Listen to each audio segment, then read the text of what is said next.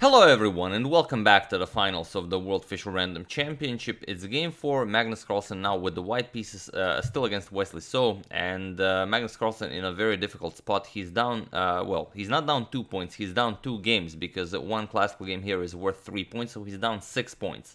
And he really needs to win this one to maybe catch up tomorrow in the rapid section of the match. So before checking out this game, and it's really a wild game, I would just like to mention that there is a giveaway. And that's maybe a week ago or 2 weeks ago, we discussed a music video by Høvikodden. She made a chess song about Mikhail Tal. Now she's doing a giveaway on chess.com. You can win a premium membership. You have to test your knowledge on Mikhail Tal, and you have to find 8 hidden references to Mikhail Tal in her song. So 4 of the references are in the music video, in the video itself, and 4 of the references are in the lyrics of the song. So I will put a link to her song and the YouTube video in the description below. It will be the first thing you see, and the second link will be a link to the chess.com article where you can apply if you want to win their diamond membership. So if that's your thing, if you want to test out your knowledge on Mikhail Tal, give it a go. Now, that being said, let's get back to the game. Game 4 of the first official World Fischer Random Championship finals. Magnus Carlsen with the white pieces opens with a4. Very, very exciting stuff. We have e5 by Wesley. He gave this position a thought as, of course, they after game 1, they checked the position with the engine, and from the start e4 and d4 I believe were the best moves, but a4 maybe engine's third recommendation or something like that, but definitely interesting as Carlsen down 2 games, so he has to get back in the match. Wesley replies in a principled manner. He goes for the center, he plays e5, and here Carlsen goes a5. He wants to create some very early weaknesses on the queen side by pushing the pawn all the way to a6. Wesley says, okay, if you don't want the center, I'm just going to grab the center. Those principles apply even though this is Fischer random, and Magnus goes for a6. So we reach the position from the thumbnail. And Wesley, of course, goes b6. He doesn't want to open up the position. And we have d3 by Magnus. We have knight to d6 by Wesley. And now, after giving the position some thought, I don't think this is something Magnus prepared before the game, because he spent a few minutes here. He played e4. It's basically a pawn sacrifice.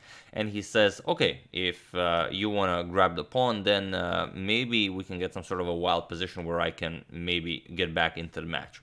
So Wesley, after giving the position some thought, he decided to capture it. He says, okay, I can grab this pawn. He played d captures on e4, d captures, and the knight captures on e4. And what was Magnus' idea? Queen to e2 is what Magnus played. He wants to play queen e2, f3, and win back the e5 pawn. Ideas like bishop f3 seem like a better idea, but they don't work, because you're not going to go bishop c6 and allow queen c4. Black can just play f5, and it's just a fine position for black. And also f5 is very important. You don't want to allow this queen to get to the e4 square at any time to have some queen b7 ideas. So after knight captures on e4, queen e2 by Magnus, and now f5, just defending the knight, also keeping an eye on the e4 square. f3, and now knight back to d6, not f6, of course you want the f6 available for this knight, and on the other hand it covers the b5 square, whereas this bishop can be nicely developed over to b5.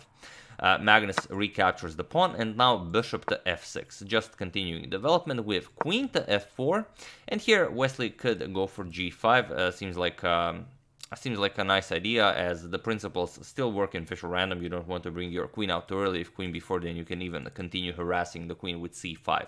But okay, Wesley decides that safety first. He decides to castle queenside, and now comes knight g to e2.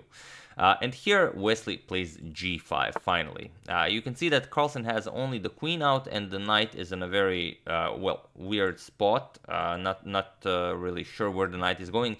It's impossible to develop the light square bishop for the moment, and it's a really ugly position for white to be in. Magnus plays queen to e3, and here feel free to pause the video and try to find the best move for Wesley in this position while I give you a couple of seconds.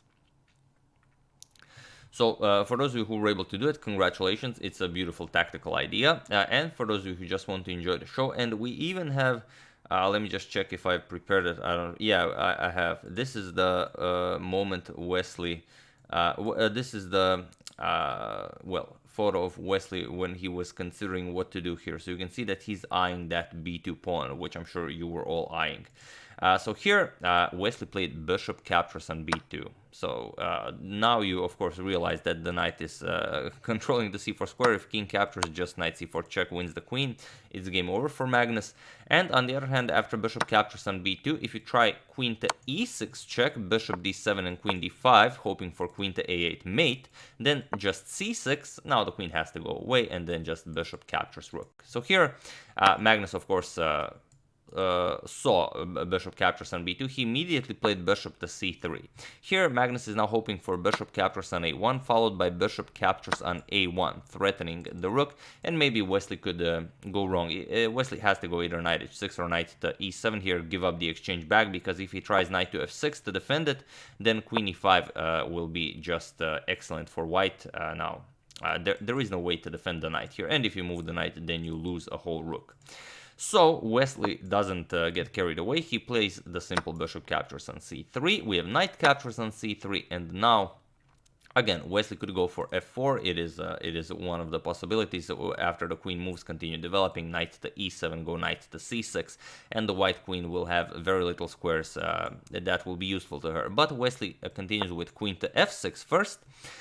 Ties the queen to the defense of the knight here, and now prepares to develop his other pieces. And here Magnus could go for knight to d5. It seems like a possibility, but that's what Wesley also had in mind when he played queen to f6. Now knight to c4 is very strong, threatening the queen, threatening queen to b2 checkmate. So here Magnus would have no other choice other than to trade queens, captures, captures. Here we would have captures here, and Magnus would have to play this position where he's down a pawn, and the a6 pawn is definitely a liability. Rook to e6 will come at some point, b5, then the rook will attack the a6 pawn. The knight will join in the action. It should be fairly simple to pick it up. So after queen to f6, Magnus goes for h4, yet another, alpha 0 move, creating more complications, and now Wesley to move. Wesley decides for, he could go for g captures on h4 right away, but he says, I don't need to grab any more pawns. He plays knight to c4 right away, just attacking the queen here. And also there are some tricky lines where maybe if the queen can get over to b4, it could get very dangerous for white. So here Magnus plays h captures on g5. You cannot go queen captures because just queen captures on c3. The queen still has to guard the knight on c3. So h captures on g5 with knight captures on e3, g captures on f6. So we have a queen trade, knight captures on f6, and now knight to d3. Continuing development, and here rook to g8. Wesley doesn't want to pick up the pawn right away. He says, I'm gonna develop first. It's not like you can save the pawn as it is attacked twice. And here what Magnus got for his suspicious play out of the opening is that he's up 10 minutes on the clock, but still it's move 19. After reaching move 40, players are granted additional time. So it is a small bonus, but still, you are down a pawn, and you have a worse position.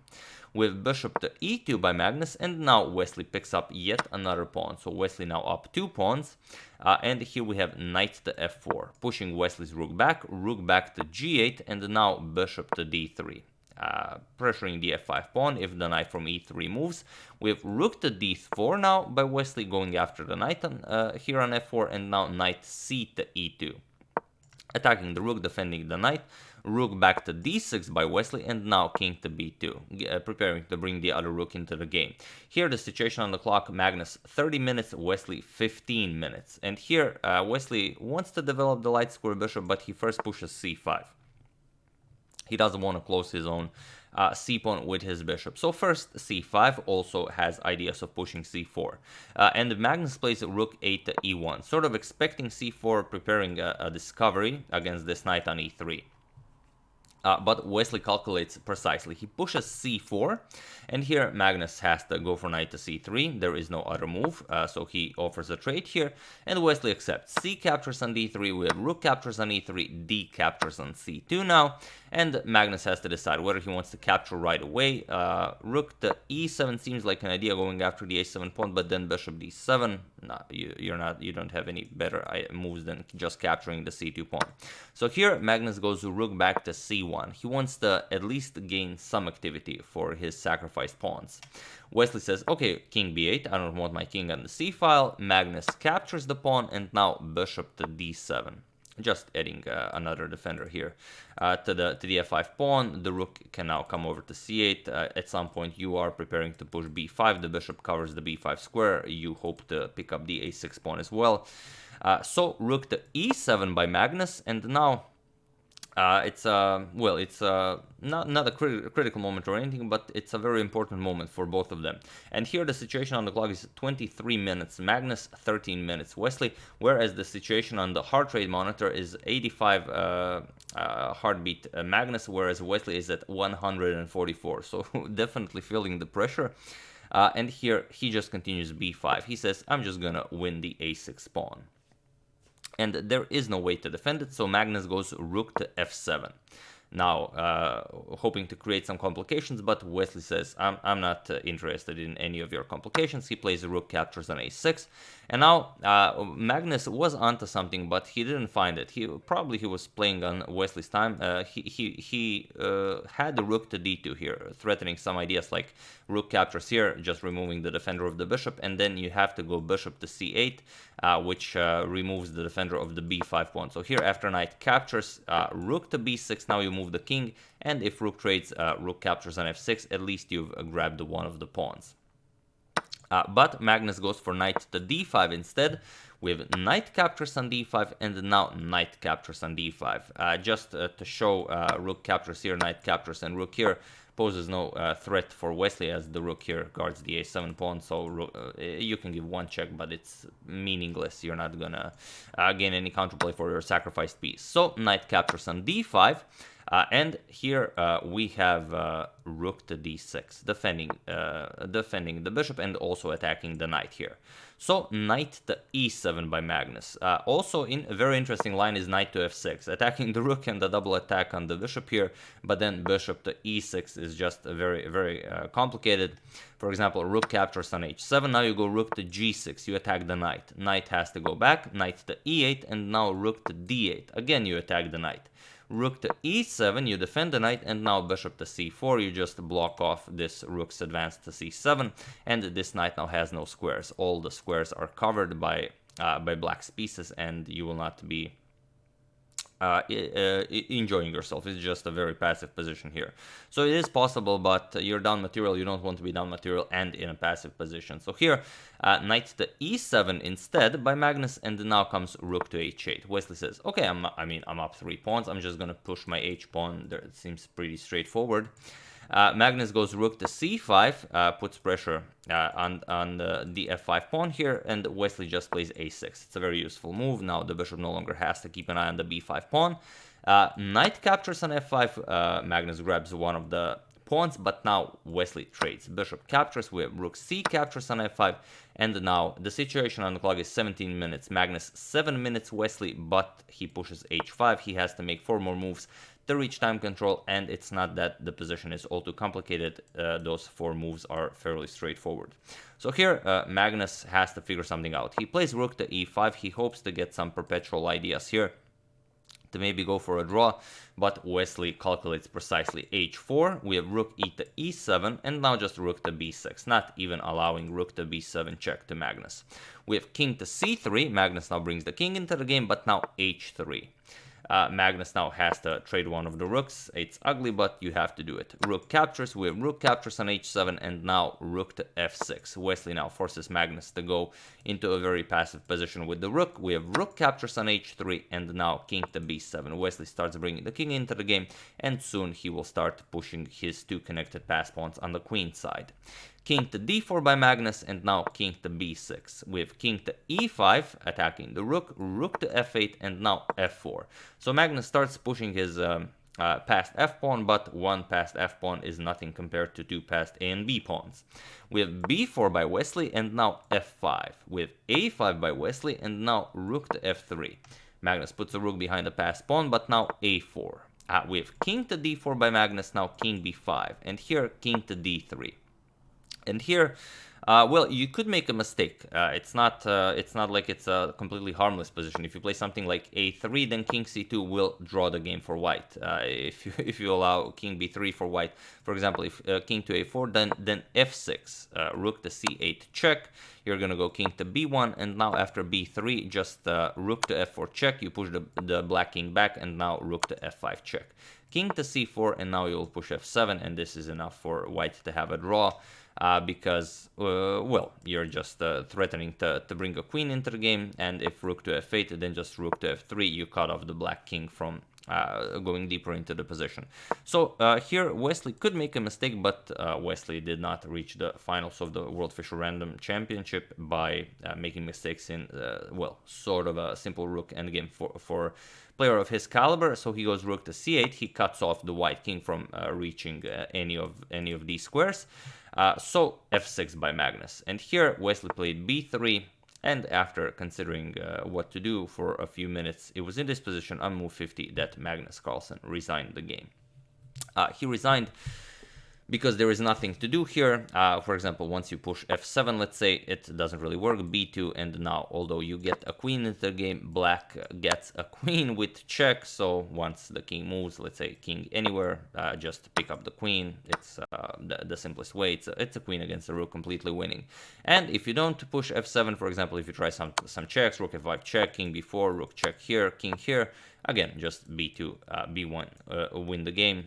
If you push, then again, b1 check, b1 promotes with check.